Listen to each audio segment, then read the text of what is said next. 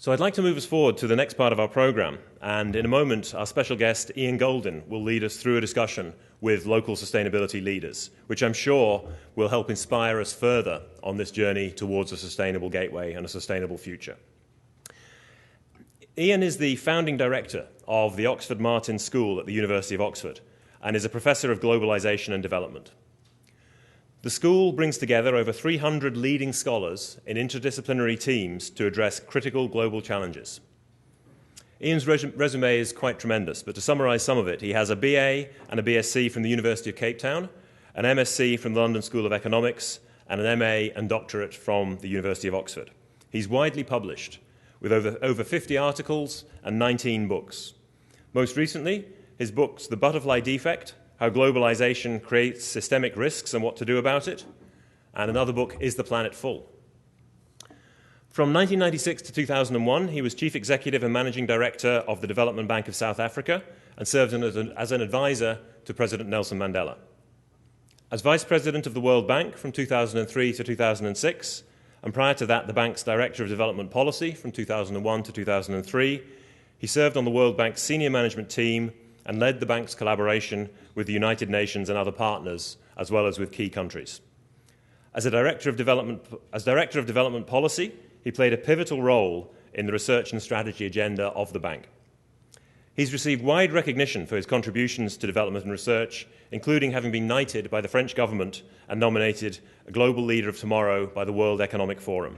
So I'd like to welcome Ian to the stage and thank him for coming today to lead this discussion with us. Ian.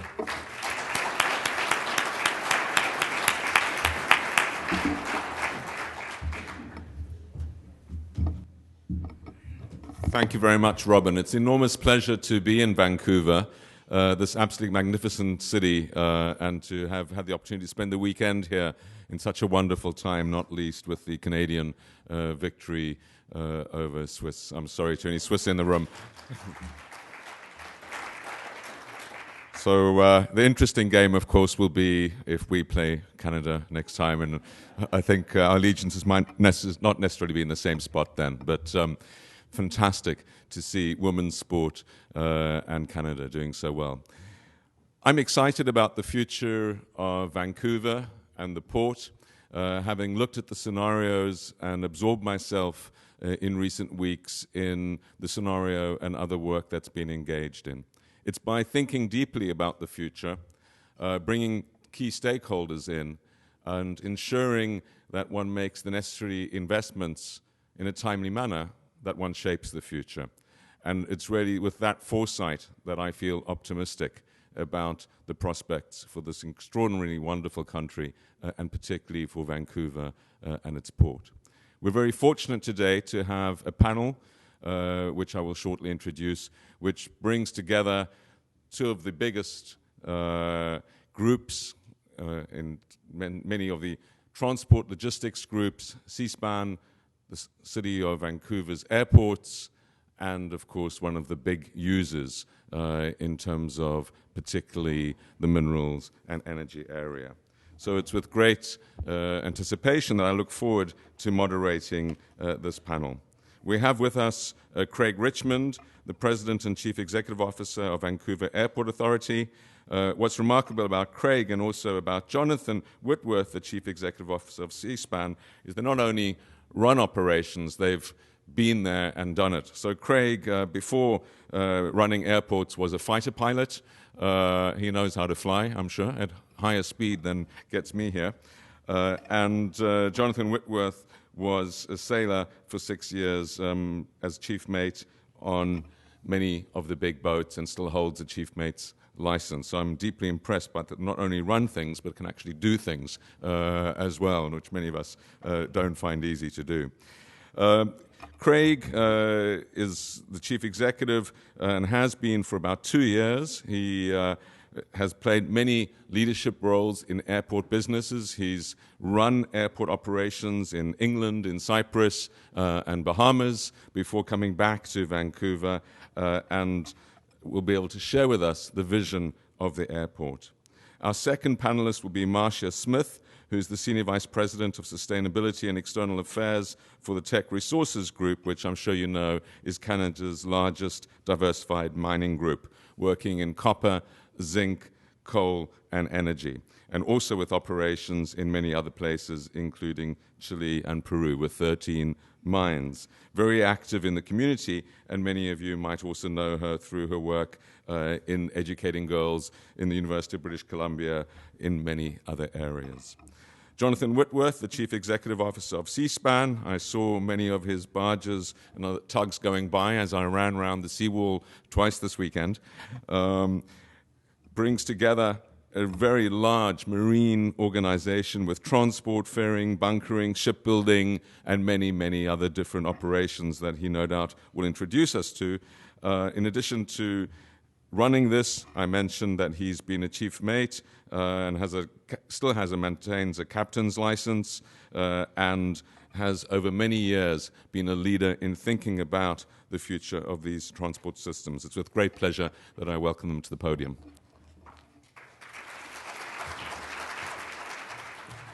So the format is going to be that each speaker will have about 10 minutes.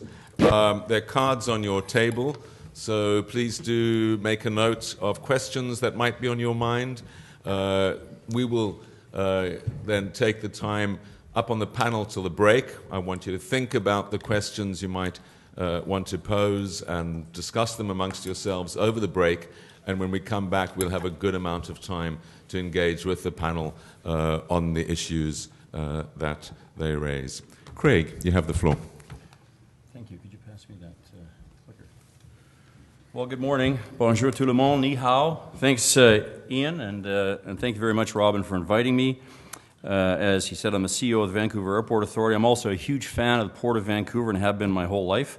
I grew up in Kamloops, and we'd come down to Vancouver on summer vacations. Staying downtown, I could see that yellow sulfur pile, which we saw in the video. And at the age of 8, I would say, commerce. So I think I knew I was a capitalist even then. So we're indeed lucky in Vancouver. We have one of the best airports and the best ports around. It's a powerful combination for jobs and growth. And at YVR, we're excited to be involved just a little bit in the port's planning efforts because we're big believers in planning ahead. More on that in a bit. Circumstances and the plan may change, but planning is never wasted. Let me speak very briefly about the Vancouver Airport, or YVR as we're known in the industry, to put my remarks in context. We're very much like the port. We are a private, non-share capital corporation. Our board is selected from the community, and we receive no government funding or grants.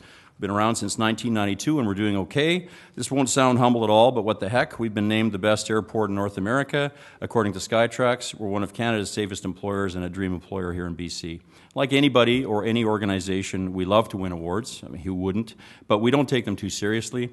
We put them on a shelf, and we get right back out there and try to improve and add value every day. We'll pass the 20 million passenger mark this year. It's a big milestone in airports. It marks moving into a new weight class. But we'll continue to stick with one of our original ideas, the idea that an airport can be practical and efficient, but can also be soothing and beautiful and quiet and calm. Back in 1992, we pioneered the idea of an airport with a distinctive sense of place, and we also decided that making as much non-aeronautical money as possible made a lot of sense, instead of continuously charging airlines higher and higher landing and terminal fees. And this earned us an International Air Transport Association Eagle Award for cost efficiency. And accordingly, we have the highest non-aeronautical spend per passenger in North America. And we keep finding new ways to improve our bottom line. In just 17 days, we'll be opening the Airport Designer Outlet Center with our partners MacArthur Glen. We'll have 50 stores in the first phase, growing to almost 130 at full build-out. And the profits from this endeavor go right back into running the airport. Also, we invented a kiosk a couple of years ago to speed people through Canadian and U.S. customs. It worked so well, we started selling them, and now we have sold over 760 kiosks to airports in the U.S., Canada, and the Caribbean, and yes, even 10 kiosks at the Port of Vancouver to help them with their cruise ship passengers. I don't have a lot of time, so I'm going to jump into how we're going to be sustainable and what do we see coming in the future. The strategic plan, we just put one in place. You can't read that, but basically it's to get to 25 million people in the next 5 years sustainably. That's going to be tough because we also said that we will reduce our greenhouse gases by 33%. So that's a very strong statement when you're growing at a 5% growth rate, which we anticipate, a measurable goal. We have a very big building to heat and cool, so that's going to be a big part of it. To put this in perspective, we are much bigger than the Metrotown Mall, and we're continuing to get bigger. We have some big electrical demands. We use 93 million kilowatts in 2014. Not surprising, since we have 25 kilometers of baggage systems and many thousands of runway lights, which you can see here, we are changing out to LEDs. We're also looking at how to incent our ground handlers to convert their ground handling equipment from diesel to electric. That'll be a big, important part of our reduction of greenhouse gases, and we'll accelerate that over the next 5 years. We'll also continue to be a strong part of our community, reflecting the diversity of our region and reaching out and being there for everybody. We're determined to be known as a leader in universal access because we think anybody should feel comfortable flying out of our airport regardless of their personal challenges. So stay tuned for announcements very soon about kiosks, apps, and other advances built exclusively for persons with disabilities. So in the next 5 years, we'll become a leader among airports in sustainability. It won't be easy and it won't be cheap, but we're going to do it. It's Monday morning, and I'm halfway through the talk, so I think it's time for a picture of a panda. No real reason, just call this a Monday morning palate cleanser. This panda, actually, we sponsor at the Chengdu Panda Sanctuary in China. Her name is Lulu Richmond. As I said at the beginning, we really believe in looking ahead. So we have a long history of master plans, the one shown here from 1946, predicting the need for the North Parallel Runway, which opened 50 years later in 1996. And we're right in the middle of our own 10-year master plan and looking out a solid 40 years again. Our third as a company. We do like to look out a long ways, and we'd love to hear from you. So you can go to yvr2057.ca, or you may see us at any one of 30 community events around this summer. Please go in and give us your thoughts on where you think the airport should be going. When we're looking at the airport, we're talking about how many passengers in airplanes. So we started a new technique using stochastic modeling. So those of you not keen on statistical modeling can take a moment off. But instead of going with the standard low, medium, and high forecasts, we gamed out all kinds of scenarios. So you can see on the right, there's positive ones like oil prices going down. On the left, there's everything from a terrorist event to a pandemic.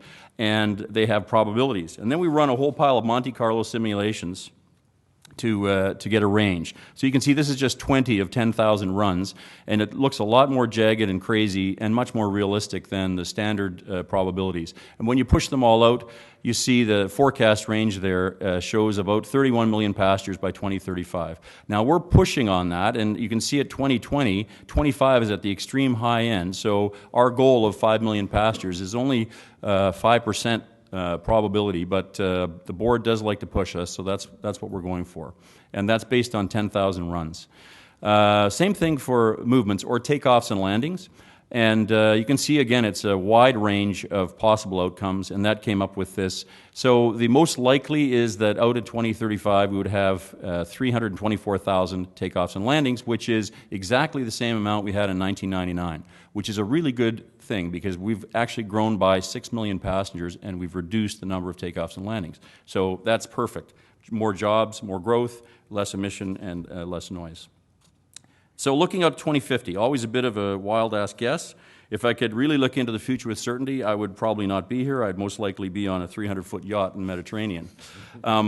It will be a more crowded world in 2050 with perhaps over 9 billion people, but the way I look at it, just a lot of potential customers.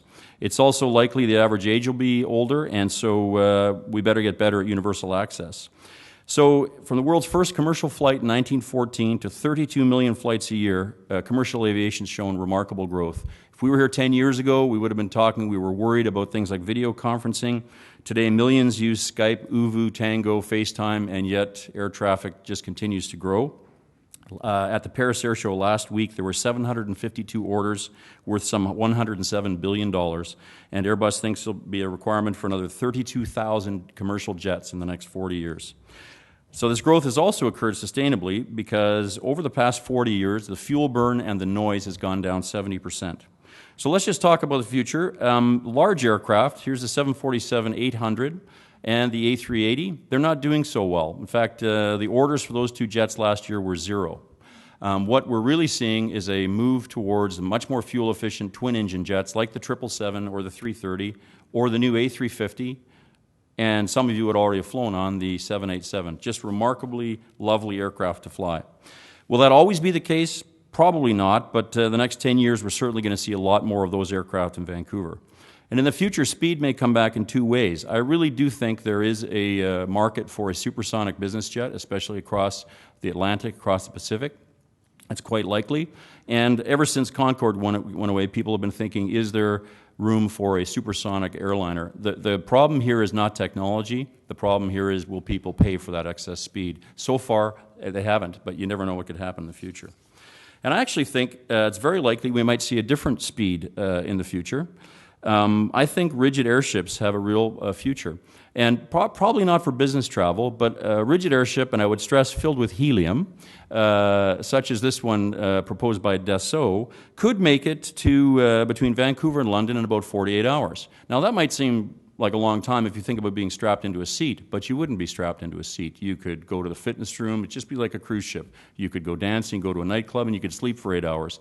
And I think actually for people that are going on vacation, that's not an impossible thing to think about.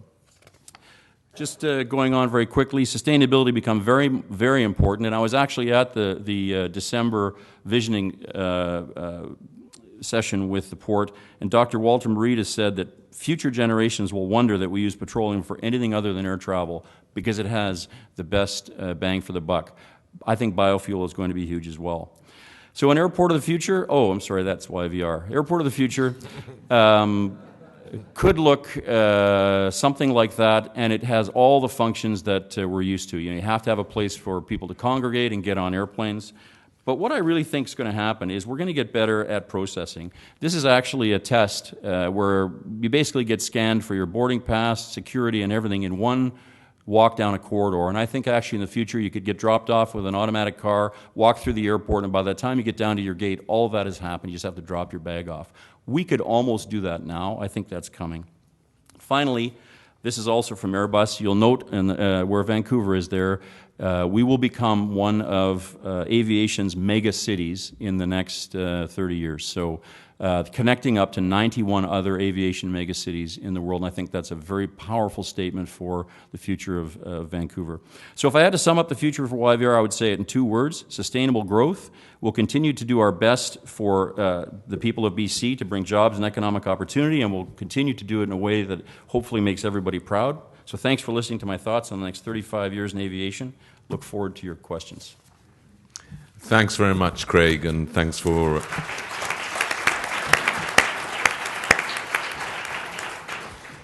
As I think about the prospect of flying back to England this afternoon, the idea of air cruise sounds very attractive, as does not going through immigration control in the UK.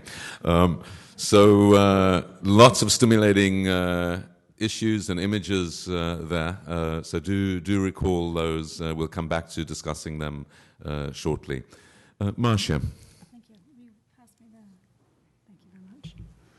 Good morning. I'd like to thank Port Metro very much for the invitation to come and speak to you today. And I'm here really to bring the perspective as a major Canadian shipper. But let's start maybe for a minute for those of you not familiar with Teck. As Ian said in my introduction, Teck is Canada's largest diversified mining company. We're North America's largest producer of steelmaking coal, a major global copper producer, the world's third largest zinc miner, and we're building an energy business in Alberta. And how we think about and act on sustainability is really a core value for us at Teck. And we're focused on things like the protection of water, land, biodiversity, air, and importantly, reducing our emissions, as Craig spoke about at the airport. But maybe equally or more importantly, we're focused on relationships with our communities of interest, First Nations, communities where we operate, and the broader global community in which we run our business.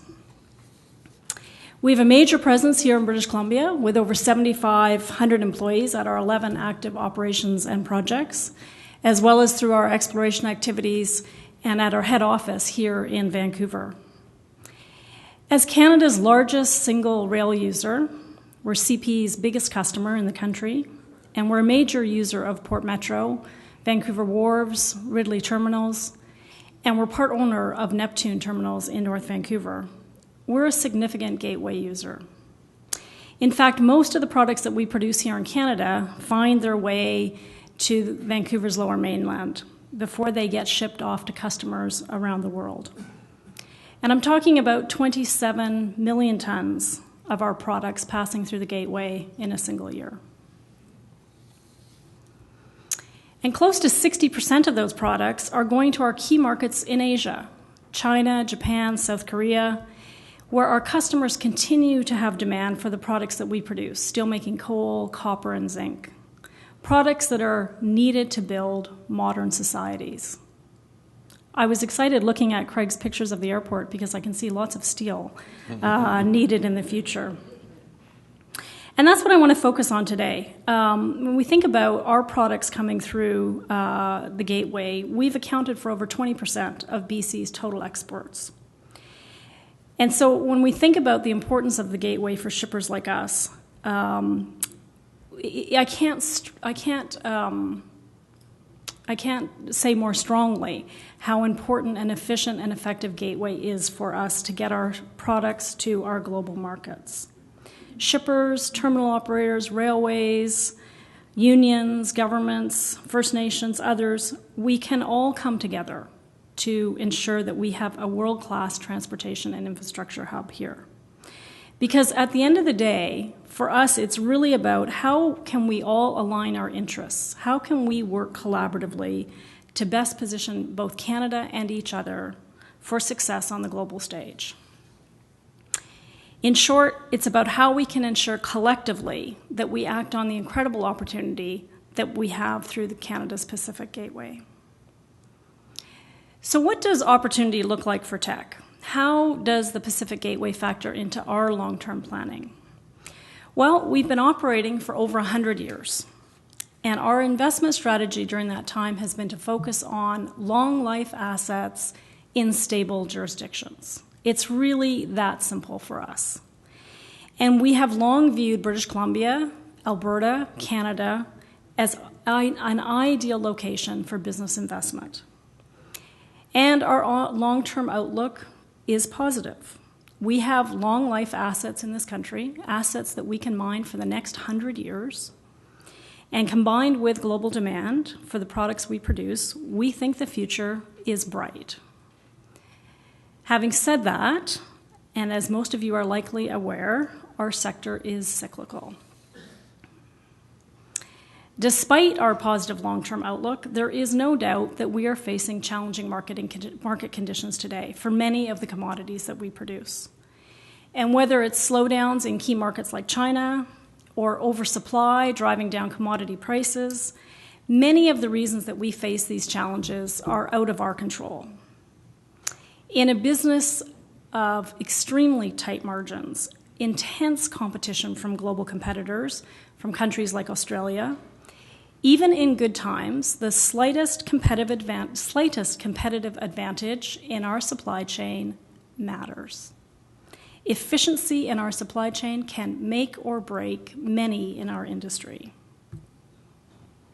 Governments, Port Metro, terminals, unions, railways, shippers like Teck, none of us control uncertain global markets. But we can work together on the things that are within our control to continually improve our supply chain, ensuring that we have an efficient and effective gateway. Whoops. So you've asked me here today to bring the shipper's perspective. And to be sure, we must continue to leverage our commercial relationships for a better bottom line, for shippers, terminal operators, railways, for all of the businesses that depend on us. But this requires transparency. It requires cross-sectoral approaches and a balanced focus on every supply chain partner's needs, from the shipper through to the railway, the terminal operator, and otherwise. So what does that look like? Well, first, we think it's ensuring that robust processes already in place for permitting at our ports are continuously enhanced in terms of certainty and efficiency. It's about making sure that there's sufficient capacity to move Canadian products to world markets by supporting key investments in our gateway infrastructure, through programs like the Asia-Pacific Gateway and the Corridor Transportation Infrastructure Fund. Its continued efforts to enhance supply chain partner and government dialogue through initiatives like the Commodity Supply Chain Table and ensuring that these processes achieve meaningful outcomes. And it's ensuring that processes like the review of Canada's Transportation Act play a key role in ensuring that our supply chain has the capacity and is performing in a way that positions all of us for success. But the effectiveness, the efficiency of Canada's Pacific Gateway is more than just about commercial relationships. It's more than collaborative approaches to policy and funding for infrastructure. And the message that I'd like to leave you with today is this. For a century and a half, a vision for shared prosperity has made Canada a great trading nation. It's part of our identity, our DNA as a nation. And our respective organizations are more than pieces in a supply chain. They are part of the fabric of our communities and of our country. So we can't do this without the awareness, understanding, and acceptance of our neighbors. First Nations, local communities, the very people that benefit from Pacific Gateway's continued success. And we believe that when we reach out, when we tell our story proactively, when we tell our story positively with facts, not with fear, that people listen. It means reaching out, opening our doors, inviting people and their families in. Tell them early, tell them often, as the saying goes. And every time we do that, we break down the myths by giving people the information they need to make decisions for themselves. It's up to all of us in this room, to make sure that our neighbors have the facts about our products, about how our products are moved safely, and how our products benefit every single community and the modern economy. All of us here today need to speak up. We need to speak up as a collective, like what we're doing in the coal industry, for example, where we have producers, supply chain partners, unions working together to get the word out. We can't be lone voices. Individually and collectively, we all have a good story to tell.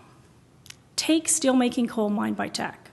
The coal we mine is required to make steel, something fundamental to all of our lives. Buildings, schools, hospitals, transportation, our homes. Steel is essential for every single aspect in our modern society, from rapid transit to wind turbines to beautiful airports that Craig's showing us in the future. There are about 1,800 trains per year carrying BC's coal to BC terminals. And each one of those trains represents 14 well-paying jobs and $3.1 million in local economic activity. And the government revenue from every single train is enough to pay for 33 hip surgeries, 8 school teachers, or 24-hour doctor care for a patient for 50 days. And I know each of you in this room has similarly good stories to tell. Together, they make up a great story. A story about the benefits of forestry, mining, oil and gas, rail, ports, and much more. Those are benefits for real people, for our neighbors. So when we speak together, it amplifies our voice. It helps us promote the need for progressive thinking in our economy. And there is no doubt in our mind that we face a generational opportunity here for Canada's Pacific Gateway. But what we do with that opportunity together, but maybe more importantly as a collective, is up to all of us. Now more than ever, we need to rise to that challenge. Thank you very much.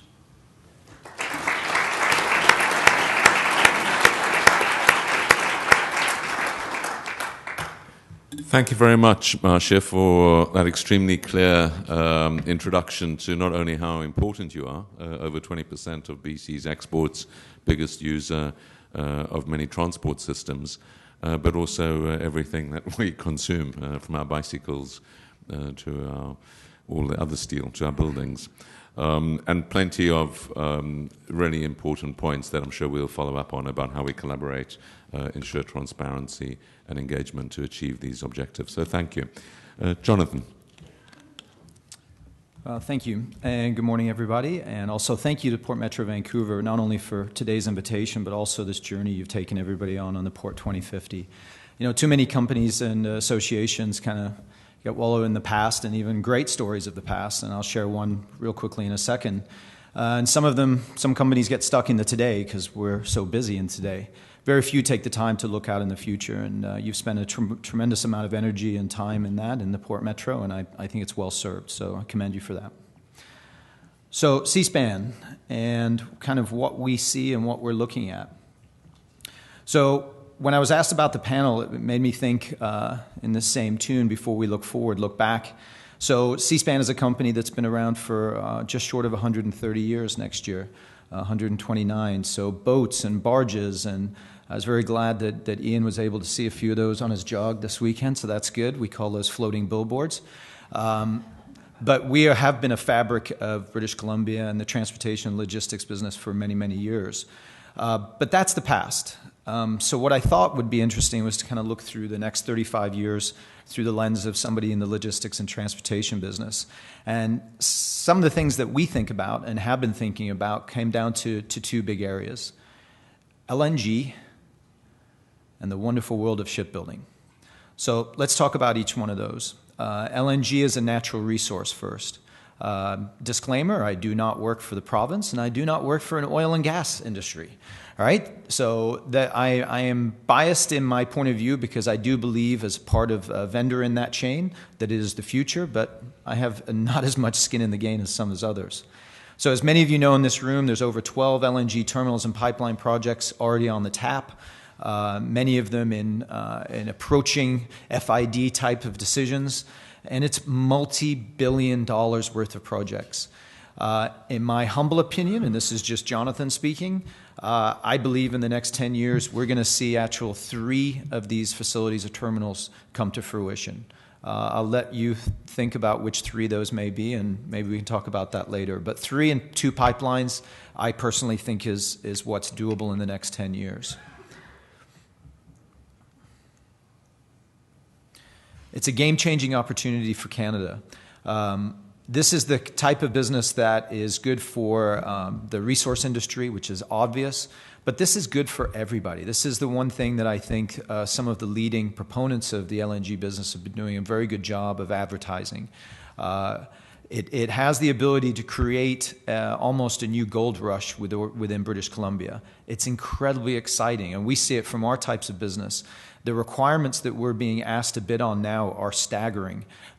Just one little sliver, delivering man camps up to Kitimat, 1,800 units. That's 1,800 truckloads, or it could be 500 barges running up and down the coast delivering just the man camps for people to live in.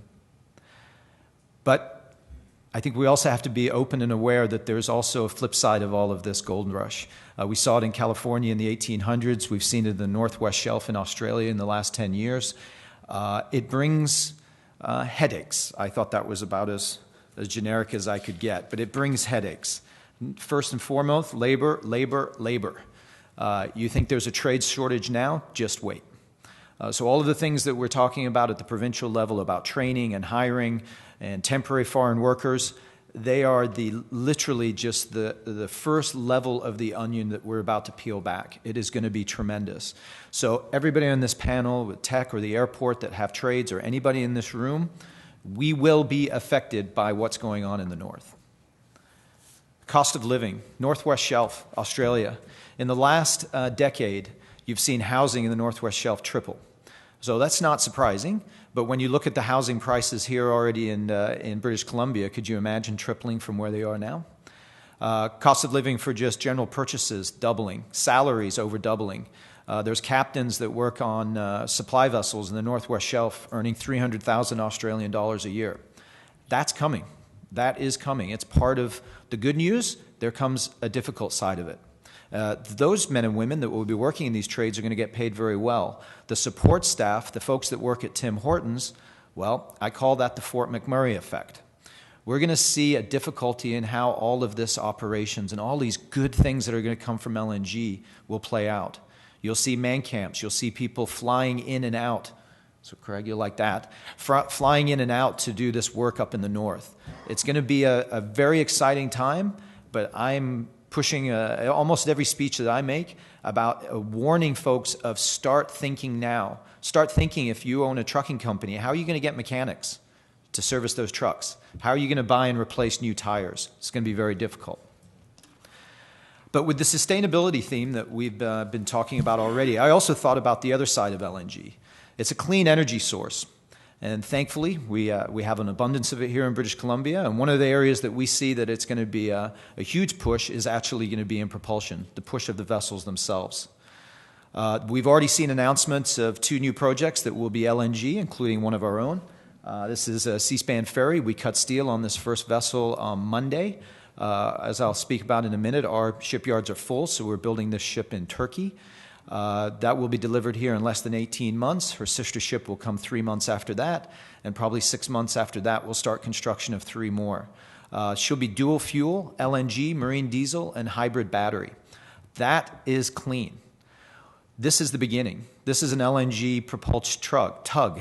I showed you the inside. The actual vessel has been built. It's a Rolls-Royce propulsion package, and this vessel is plying the waters as we speak up in Norway. This is the thing of the future. We're talking about 92% reductions in NOx. So that's the nitrogen oxides. 99% reduction in sulfur oxides, SOx. A 17% overall decrease in greenhouse gas emissions. This is the right thing to do. It's not only cost effective, it's the right thing to do. And I believe this is going to be the future for a lot of the marine transportation that will be coming down in the next, say, 10 to 20 years. It's not quite there yet. I'd say BC Ferries and ourselves are on the leading edge. There'll be more to come. So my second area was shipbuilding. Go figure. So one of the things that the federal government deemed back in October 19th, 2011, when they announced the National Shipbuilding Procurement Strategy, was an ability for 2 locations, which as we know now, on the East Coast, Halifax, and on the West Coast, right here in the North Shore of Vancouver, was an epicenter for shipbuilding growth. And this was never a plan to actually just feather the nest of a shipyard like Cspan or just help a port city. This was to create a center of excellence for shipbuilding. So how does that get created? We start off with these vessels. We originally assigned 7 vessels. Those are the 4 pictures that you see here. I'm very pleased to say that we signed the contract on the offshore fishery science vessel last Thursday, and we will start construction on that first ship this week. That will commence a 7-ship new building program. Last year we were added 10 more, up to 10 more ships at the bottom. So we have a 17-vessel backlog that will probably grow somewhere in the order of 25 to 30 ships over the next 20 to 30 years. What this creates, again, is this epicenter. We're already seeing it. Before we cut steel this week, we've spent somewhere in the order of $80 to $100 million with suppliers. That's before we cut steel. We expect next year to spend somewhere between about $100 and $150 million with suppliers here in the local area. We have a 100% requirement to buy Canadian. So that is what the federal government has done for all of us. Yes, we could buy anchors somewhere else. The idea is buy it here and buy local. Within 4 years, our average spend for our suppliers will be somewhere in the order of $5 to $550 million a year. That's a lot of work. That's a lot of people that are getting benefits from this project. You'll see in the bottom right-hand corner, this is estimated to create a GDP growth of somewhere in the order of about $500 million a year. That means that we're recreating all of the construction that was done in the 10 years leading up to the 2010 Olympics. Every 2 years, we'll be producing the exact same amount of GDP. It's also 5,000 direct, indirect jobs, about 1,000 to 1,500 within our shipyard, another 1,500 with industries that are supporting us, and around 2,000 jobs of the great folks at Tim Hortons, the Holiday Inn, and everybody else on the North Shore and Lower Mainland that's going to be supporting us. What I thought was also interesting was, I just mentioned we're going to cut steel this week on our first vessel. So vessels, if you're wondering, average anywhere from 30 to 40 years in length. So that's a good length of a vessel. The reason that we're rebuilding so many of the ships in the Canadian Navy and the Canadian Coast Guard today is that they're 40 to 50 years old. It's time for them to be replaced. So as Port 2050 taught us to think out in the future, in 2050, the vessel that we cut steel on this week will be 35 years old, and it will be time for it to be replaced. the perpetual wheel keeps on turning. So very exciting future, obviously for Cspan, but for all of the industry around the port supporting this project. Thank you.